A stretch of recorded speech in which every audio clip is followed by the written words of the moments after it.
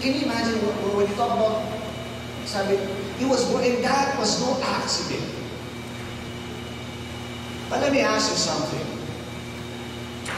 When you hear the word manger, pag narinig niyo yung salitang sabsaban, even if we're not talking about Christmas, even if it is not Christmas season, when you hear the word manger, what is the first thing that comes to mind? Honestly, do you picture, para naisip mo agad, sabsaban, matumi, mabaho, nakakadiring, kainan ng hayop? Hindi eh. How many of you, pag narinig yung salitang sabsaban, ang naisip nyo agad, doon pinanganak si Jesus? Isn't that right? When you hear the word manger, oh, manger, isn't that the place where Jesus was born? And let me tell you, something has happened with, kumbaga, when we talk about a manger, throughout history, manger has been identified with Jesus. Things doesn't, people don't begin to think that it's ugly, it's messy, na parang bulok, mabaho, kainan ng hayop, because of that incident. Every time, throughout all these 2,000 years, when people hear the word manger, they don't see something dirty. They don't picture something dirty. All of a sudden, they imagine there's this baby and there's this glory. Have you ever seen how a Belen is depicted? Di ba? Parang there's just looking at when I was a boy, I love looking at a Belen. How many of you are like that?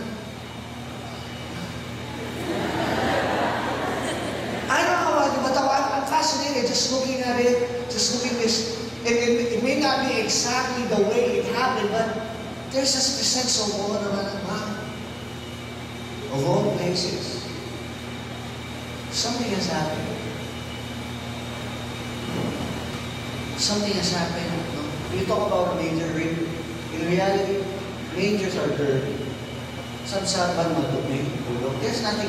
Let me tell you this. Is there anything special about a manger? Nothing. When you say manger, do you actually say, wow, manger? Ang galing naman. Manger. There is nothing special about a manger. Wala. Bulog, mabaho, walang kwenta. Why would anyone choose to be born and be laid into a manger? I want to give you this verse. 1 Corinthians chapter 1. You don't have to turn there. I'll read this in a minute.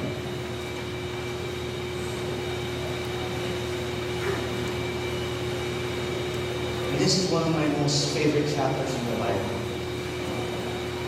Favorite verses. 1 Corinthians chapter 1, verse 26. Remember, dear brothers,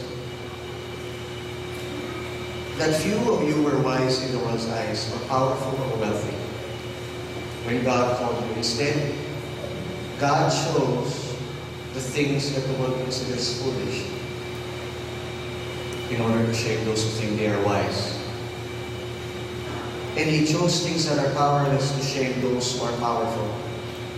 God chose things despised by the world, things counted as nothing at all, and used them to bring to nothing what the world considers important.